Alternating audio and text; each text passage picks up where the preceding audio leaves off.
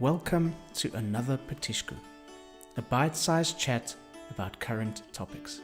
Today, I have a quick Zoom conversation with David from the Leisure Launch Group. We discuss the beauty of Foz do Arelho. David, what's your favorite Petishku?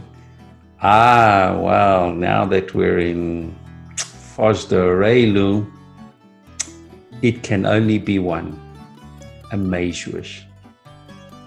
Once you're convinced, a meijoas is the shell, little clams that are harvested from the Abydos Lagoon. You'll see early in the morning, if you happen to be driving past early in the morning, probably not you, but other people at sunrise, when they're driving past the lagoon, which I often do, sometimes I go cycling or for a walk out there, you'll see in the distance, when the tide is low, you'll see the ladies and the fishermen out there digging in the mud. That's normally a meijoas that they're busy getting, a meijoas and berbigão, but a meijoas is the one. It's the way the Portuguese prepare it. It's clams, but prepared in a very simple way. Of course, the Portuguese only do everything quite simply. It's done with olive oil. I'm busy tasting it. Salt, garlic, cilantro, and that's it. They have to be fresh. The fishermen will normally collect them early in the morning, and you'll see them at the restaurants. Normally about 9ish or so, they arrive with them in bags. But the secret is in their freshness. They have to be fresh, not frozen, just fresh clams. I have family that once I've introduced it to them, they come from all over the world just to have a meijoas. It's just amazing. Wonderful. So that brings us perfectly. So we've got the blog post open here on Portugal Realty's site about Foz do Arelho, a land of contrasts. That is an actual photo of the beach at Foz. Yeah, that's the sea cliff. Yeah. It is the most striking, beautiful beach. It looks like a postcard. It always looks different because of the weather or the sun or the tide. It's absolutely stunning. And we're going to talk about Foz because you live in Foz do Arelho. Tell us what it's like to live there. I love Foz. I took what was a classic journey through Portugal. People, when I first arrived in Portugal, I thought, well, the place to go to or to live was in Cascais, which is probably the most famous for foreigners in terms of locations.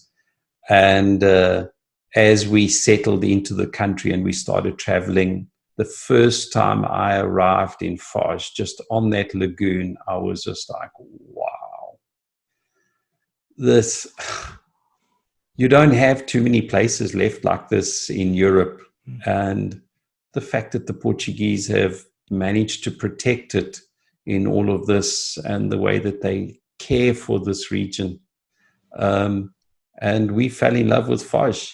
To begin with, I couldn't afford to be in Foz, so we thought, well, we'll be on the lagoon. So we were on the south side of the lagoon. And then a couple of years later, we moved to Foz. So we live in a really pretty place. We're about, about 300-400 square meters at least from the lagoon. I go down there with my dog. I have this beautiful Bordeaux. Then we go down there and walk along the lagoon. What's his name? Buddy, my beautiful buddy. My beautiful buddy. He's a beautiful boy. And we go down and we take a walk down to the lagoon. And then we're about also again 300-400 meters from the center of the village. And what we're looking at on the video, this is literally about 300 meters from my home. Yeah. I love it. I mean, the blog talks about how it's a land of contrasts, and it is, because you've got these different elements to Foz, which are beautiful. You've got the beach, and that place is just full of people on at the moment, not so much, but full of people on the weekend and in the summer. But then you've got the historical part. Then you've got that sort of iconic image of the boats bobbing on the water, those potatoes, and it's just a beautiful part of the world. It's just so picturesque. The fact that they've been able to maintain local communities. I mean, Foz would be considered on the Silver Coast one of its premium locations, given the lagoon, etc. But the fact that the Portuguese have placed such heavy restrictions on construction, and the quantity of construction allowed, it's very much retained that natural feel of it. But most importantly for me is they've maintained the communities. The communities are still there. The fishermen still live in Foz, they still live in Nadadur, they still live in Val. These are the little villages that surround the lagoon. The local farmers still in the center of Foz do Arelho. You will find farmers growing vegetables, going along to the restaurants to sell their wares, potatoes and cabbage and things like this. You still have your local little restaurant, your local little greengrocer or grocer, let's call him, because he does a little bit of greengrocers, vegetables as fruit and vegetables and other basic groceries. You still have your local butcher, which is something which has disappeared in most countries. You still have your local butcher. Two elderly gentlemen that run this butcher have run it since the beginning of time. They know you. They know exactly what you have, or what you like. One of my petisques that I like to have when I go to the butcher is a morcella. I don't know who supplies him with morcella, which is this, I don't know if your viewers know, it's a blood sausage with rice and this beautiful blend that the Portuguese bring together in a sausage. I will get there at my local. Yeah, I love it. I love Foz. Yeah. And then the old town. I mean, we're seeing a lot of images here about the beach and everything, but the old town, they still have the little festa where the people do the traditional dancing. They still have those local mini markets where they sell the local product from the farmer you speak about. Exactly. It's always, when you have a location with such beautiful beaches, so we're coming from other countries with higher densities, without beaches, cities there that the beaches have been destroyed. When you come to a location like this, you think that everybody just lives for the beach, but that's not actually the case. That's not where the real people live. People go down to the beach. We visit the beach. Most locals or villagers will feed off the sea. The beach is important for them. The lagoon is important for them. But the real people lie in the village, in what they would refer to as the old town. That is where the concentration of real visitors or inhabitants of Foz do Arelho are. That's where you'll find the real locals. I think if you speak to anybody that owns property in Foz or lives in Foz, you probably find what attracted them to the location was the beach and the views and the stunning coastline. But the truth is, what keeps them there is the village. It's just this beautiful little place where you just have this wonderful, peaceful lifestyle. You'll find my life is the same. I walk down to the coffee shop. You will find me at Tavola, which is a really nice little local restaurant and coffee shop. But you will find me every day of my life at Tavola. With the lockdown, we weren't allowed to go to Tavola, which was, oh my God, I don't know which was worse, the virus or the fact that we weren't allowed to go to Tavola.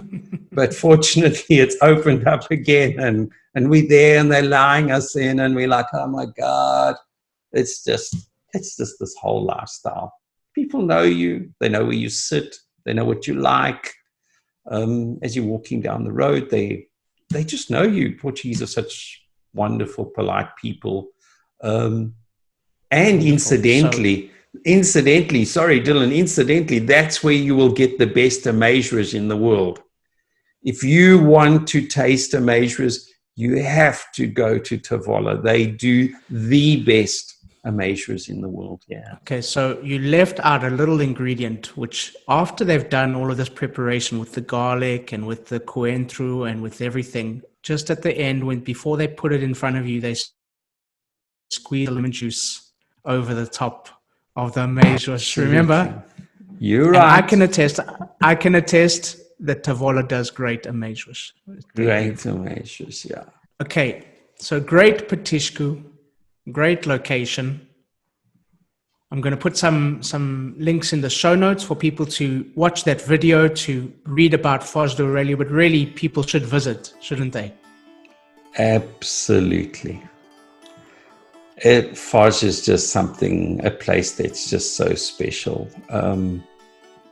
Places like these are dying in this world as climate changes, as development goes on. Places that have been able to maintain their tradition and culture for thousands of years, these places are so special. But yes, come and visit our village. It's just a beautiful, beautiful little place. Please support the local community, the local little shops. These are what keep our village alive. When you support the local little greengrocer, mom, dad, with their son and their daughter-in-law, when you're supporting them, you're supporting the local community, the local little farmer next door that has an extra 20 kilos of potatoes, some green onions. Oh, if you've never had fresh green onions, we're so accustomed in this day and age in buying onions in the supermarket that have been dried. Have you ever tried fresh green onions? You've got to try this, and you can only get this in communities where the farmers just pick them out of his garden. Beautiful green onions. Support our local butcher. Please support them, the great, beautiful butcher. Support our local coffee shops, the bakery. Oh my God, the bakery. You know, we still in Portugal get deliveries at home if we want. Can you imagine waking up in the morning and there, tied to your front gate, is your loaf of bread? You can get all of this in Foz do Arelho. But come and visit. It's a beautiful place. Thank you very much, David, and I'm going to let you call it. You're welcome, Dylan. It's always a pleasure. And it's a wrap.